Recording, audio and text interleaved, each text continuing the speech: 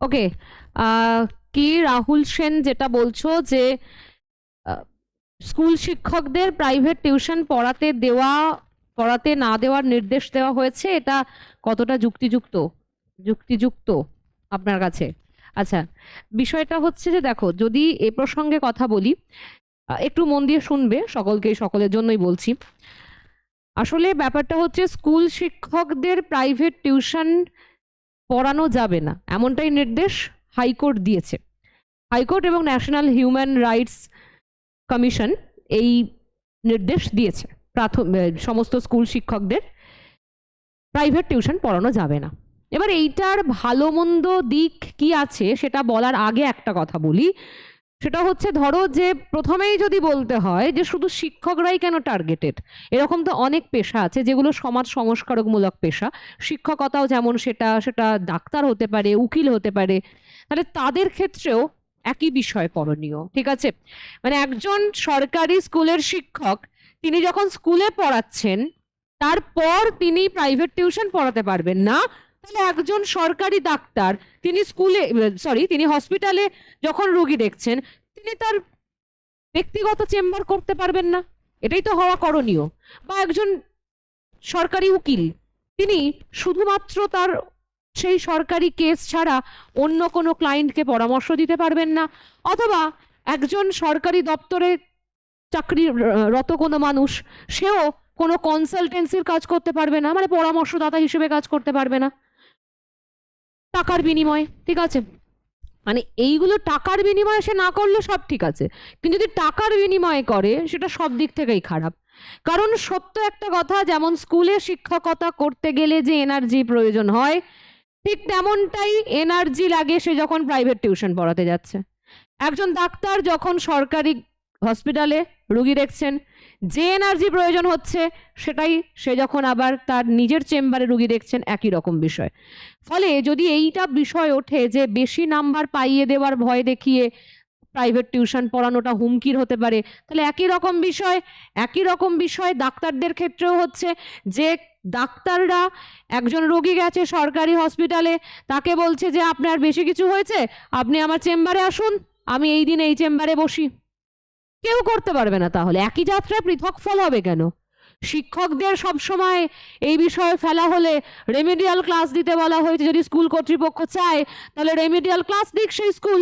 তেমনি যদি হসপিটালে রুগী দেখার অনেক আরো রুগী থেকে থাকে, তাহলে সেও অতিরিক্ত সময় দিয়ে সেই ডাক্তার রুগী দেখুক না। তার জন্য চেম্বারটা যথার্থ হলে তাহলে কেন প্রাইভেট টিউশনটা যথার্থ নয়? বাবা, আইন তো সবার জন্য সমান। আইন সকলের জন্য সমান যদি হয়, তাহলে প্রত্যেকটা পেশাতেই সমান করতে হবে। কেউ টাকার বিনিময়ে, সরকারি চাকরিজীবীরা আর যে সমস্ত পদে চাকরি করছেন, যে সমস্ত জায়গায় চাকরি করছেন, কেউই চাকরি ছাড়া অর্থের বিনিময়ে আর কিছু করতে পারবেন না। এটাই তো করণীয় হওয়া উচিত, তাই তো? তাহলে যদি এটা হয়, তাহলে যুক্তিযুক্ত। নচেত যুক্তিযুক্ত আমি অন্তত ব্যক্তিগতভাবে দেখতে পাচ্ছি না, ঠিক আছে?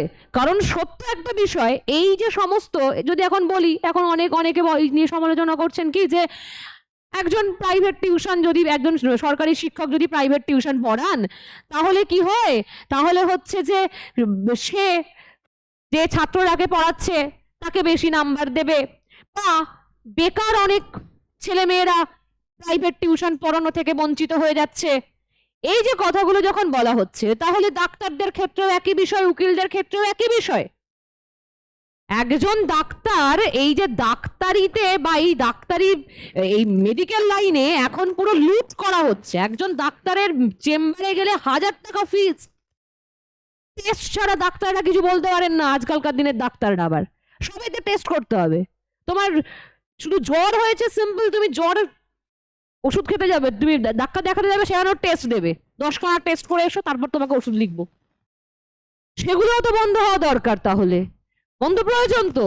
কারণ হচ্ছে যে, যদি এই ক্ষেত্রে বিষয় উঠে আসে যে অনেক বেকার ছেলেমেয়েরা এই শিক্ষকতা থেকে, সুযোগ থেকে বঞ্চিত হয়ে যাচ্ছে, যারা সরকারি স্কুলে পড়ান সেই সমস্ত শিক্ষকদের প্রাইভেট টিউশন পড়ানোর জন্য, তাহলে এটাও তো সত্যি কথা। যে সমস্ত ডাক্তাররা অলরেডি হাসপাতালে চাকরি করছেন, সরকারি হাসপাতালে, তাহলে তারা কেন চেম্বার খুলছেন? তারা চেম্বার খুলছেন বলেই সবাই তো সরকারি হসপিটালে চান্স পায় না, সব ডাক্তাররা ডাক্তারি পড়লেই। তাহলে সেখানে তো তারাও একই রকম ভাবে বঞ্চিত করছেন তাদেরকেও। উকিলদের ক্ষেত্রেও তাই, উকিলদের ক্ষেত্রেও তাই, সরকারি উকিলদের ক্ষেত্রেও তাই। ফলে এটা তো সব দিক থেকে হতে হবে, নাহলে তো হওয়ার কোনো মানে হয় না। সবসময় শিক্ষকদের টার্গেট করে তো লাভ নেই। আইন যদি করতে হয় সকলের জন্য সমানভাবে আসুক, সবগুলোই সমাজ সংস্কারমূলক কাজ, সবটাই সমাজের দায়বদ্ধতা আছে, এই প্রত্যেকটা পেশার মানুষের সমাজের প্রতি দায়বদ্ধতা আছে। তো এদের সকলের জন্য এক বিষয় হওয়া উচিত, এটা আমার ব্যক্তিগতভাবে মনে হয়। আশা করি যদি তোমরা সহমত হও অবশ্যই আমাকে জানাবে। আর আপনারা যখন পরে দেখবেন ভিডিও, যদি দেখেন আপনাদের কাছে যদি যায়, তো সেক্ষেত্রে আপনারাও আমাকে জানাবেন যে এই বিষয়ে আপনারাও সহমত কিনা। ঠিক আছে?